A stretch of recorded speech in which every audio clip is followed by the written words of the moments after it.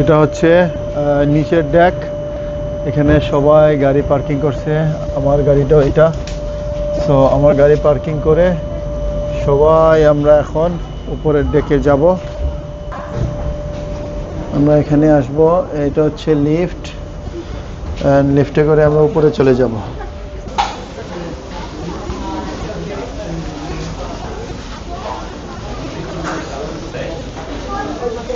এখানে রেস্টুরেন্ট আছে, outside day.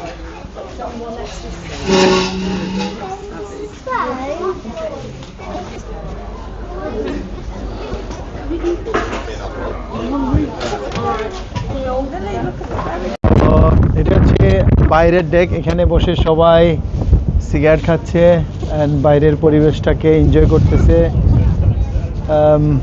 খুব একটা ঠান্ডা না, মৃদুমন্দ বাতাস বইতেছে অ্যান্ড এদিকে সূর্যের আলোয়